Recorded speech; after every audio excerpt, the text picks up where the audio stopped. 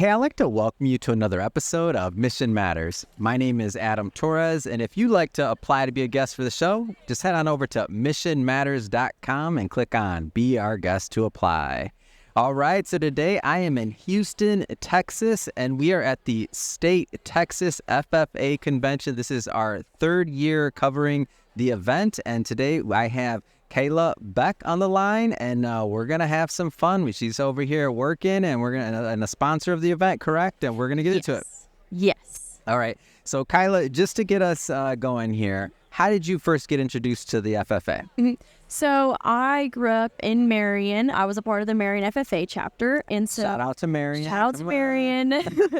But we had super rich tradition and history in our ag program. And so, if you were somewhat involved in ag, you were doing FFA. Yeah. And that was what you did. And so I grew up kind of idolizing all of the little older kids, that were graduating or just in high school, competing and stuff. And I idolized them, and I just wanted to be like them and try to be at that level. And so I got into high school, and I was showed cattle for many, many years. I guess it was like a decade, but showed cattle, and then I did LDEs and CDEs. But yeah. Now, were you the first in your family, or are you legacy? You had others, or like how? I did have an older brother, but before my brother, my mom did show pigs in high school, and she also went to Marion. So there's a little bit of a legacy there, just a little. But since I showed cattle and not pigs, I showed pigs for a little bit, but we're not going to talk about that. What? No, I want to talk about that. What happened with the pigs? I showed pigs for maybe like 2 or 3 years. Okay. We never placed at a major show. Okay. That's why we didn't want to talk. Okay, so we didn't have to talk about it. We're bringing up bad memories. Yeah, I love showing them, but man, I did not get any good pigs. So it just didn't work out for us. Cattle worked out a little bit better. So yeah, okay. But so we did that for a decade. But yeah, my mom kind of set the stage for doing Marion FFA. But then my brother came into play, and he did a few contests, and he competed a little bit. Yeah. We both showed, obviously. Yeah. But he did meat judging. That was like his event that he liked to do. And as soon as I saw him do it, I was like, I want to do that, and I want to be better than him. Okay. Yeah. Little sibling rivalry, I'm in. Yeah. And we're 6 years apart. Okay. So I had a little bit of time to figure out how to get good at it and stuff. So I judged meats very competitively throughout my entire high school career. I'm currently on the Texas A&M meat judging team right now. Wow. So, amazing. Well, shout out. But yeah, so I got really involved in meat judging, and I loved it. And I can go on and talk about that forever and ever, so you might have to stop me. But but I do think that is a good transition. Speaking of the cattle, that's what you're here doing today. Tell us a little bit about that. Yeah, so I am serving on behalf of the Texas and Southwestern Cattle Raisers Association. And so we're a member-based organization that serves over 28,000 members, and we serve the entire state of Texas as well as some parts of Oklahoma. But we serve cattle raisers across the state, and we provide law enforcement. So we have special rangers that are across all the districts of Texas that, if you have cattle that are missing, someone steals your tack, your trailers, things like that. Yeah. That's what our special rangers are there to do. So we do stuff like that. We also have an office in Austin at the Hill. And so we have a political action committee that serves to create change and protect beef cattle producers on the daily. So that's the company I'm here with. I get to talk to some amazing high school students that are really involved and passionate about beef. And so it's really nice to be able to kind of talk to other people that are passionate about the same things as you. Do you remember? So how is that? I feel like there's this lineage of individuals. So now they'll see what you're doing. They'll be inspired. They'll think about, oh, wait, you do meat judging. Oh, should I? Oh, now you're at Texas A&M. Oh, should I be there? Or like what's going on?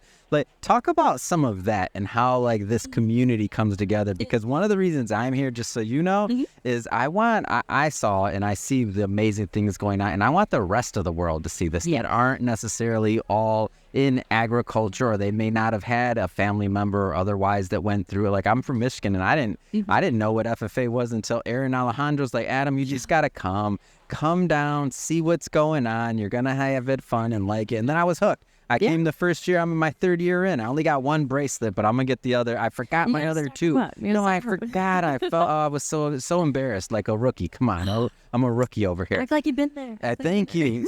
So back to the question. Talk about that like history, that ecosystem, that community. Yeah, so it's really interesting because I honestly think the greatest stories that come out of FFA are the ones that the people that wouldn't expect to be there. Yeah. And I've talked to so many people of all over the place because I've actually recruited on behalf of my college at national convention. Yeah. So I've really been able to talk to a lot of people that different backgrounds, different stories, and the best ones are the ones that are like, if you would ask me a year ago where I'd be right now, I did not think it would be at Texas FFA, but I love it. You and me both. If you asked me 3 years ago, I'd be like, wait a minute, I'm going to be in Houston. I'm going to be in Waco. I went to one in Dallas. I'm going to be like, what am I going to Waco? I don't even know where that's at. Like, Exactly.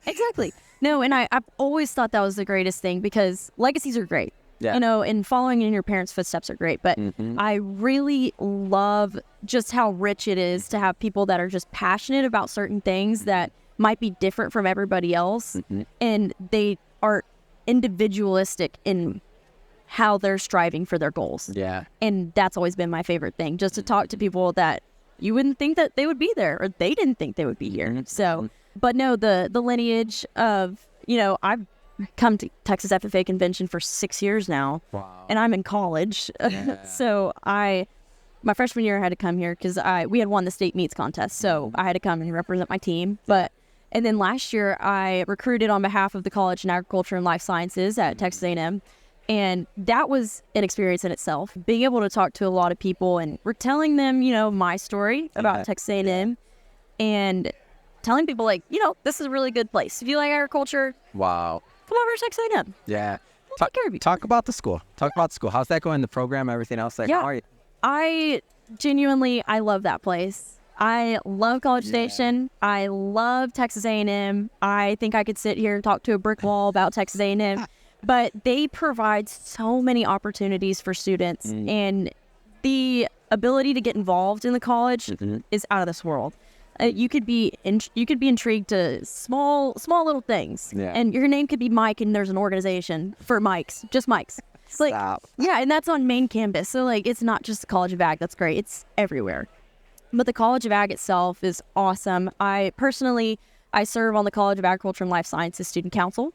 So we serve as a liaison between the dean, the faculty, and the students. Yeah. So we do try really, really hard to make every single student feel seen and that they're represented by the dean and the faculty. So, and what does that student council represent? Like, talk a little bit about that. Yeah. So we try to maintain professionalism and promote professionalism within the College of Ag. And so, like I said earlier, we serve as that liaison. Yeah. So we actually control and dictate where the finances go for the college. So we have multiple committees, and one of them is the finance committee. And so we host the career fair every single year in the fall and the spring, and that's our largest fundraiser. We make lots of money off of that, but it's in the end, it's for our students. Of course. Yeah. And we get them in touch to all of these organizations that want to hire them or eventually make a connection, could be their career path, you know, things like that. And I think we genuinely just serve as a support system for the students. Yeah. And so, yeah, I genuinely don't think there's a better organization than that one. But, you know, I'm all right with that. So I like to kind of work in a question for the people that aren't here, like specifically corporate sponsors, other businesses, other companies. You've been coming to these for 6 years. Obviously, this is a huge place. I mean, for everybody that's watching or listening to this, I mean, there's like, 15,000, 16,000 people here. It's a huge convention hall. Why should people that aren't here, corporate sponsors, why should they get involved with FFA or Texas FFA? Yeah. I genuinely think if you want to put any stake in the future generations, hardworking kids, I don't think that there's a better place for you to go. Yeah. If you want to get in touch with people that you know will be hardworking in your company, I think this is the place to be. Yeah. And I've seen it happen for multiple different people. Many people from here, they'll meet, one of the vendors that are sitting here, one of the corporate vendors like Capital Farm Credit. So many people from Texas FFA work for Capital Farm Credit now. Like Emma Mosley sitting over there. Yeah. She was a state officer. Yeah. In Texas FFA, and now she's working for Capital Farm Credit. So I think that if you want hardworking employees in the future generations, I think you need to be here. This is the place to be. That's amazing. Well, Kyla, thank you for coming on this show today. This has been so much fun. Yeah. And for the audience at home, hope you got a lot out of this. And you heard what Kyla said. If you are a corporate sponsor otherwise and you're not involved yet, that's why I come back. Year after year, I come back to this because these are some of the hardest working members. Kids, they're, different ages, hardest working. We've had internships. We brought people in. So we're not just saying it in coverage. We've done it, and I see it. And I'm telling you, I've been very satisfied, and I know the other corporate sponsors are as well. So if this is your first time listening to Mission Matters and you have not hit that subscribe button, hit the subscribe button. This is a daily show each and every day. We're bringing you new content, new thought leaders, and hopefully new inspiration that's going to help you along in your journey as well. Well, this has been so much fun.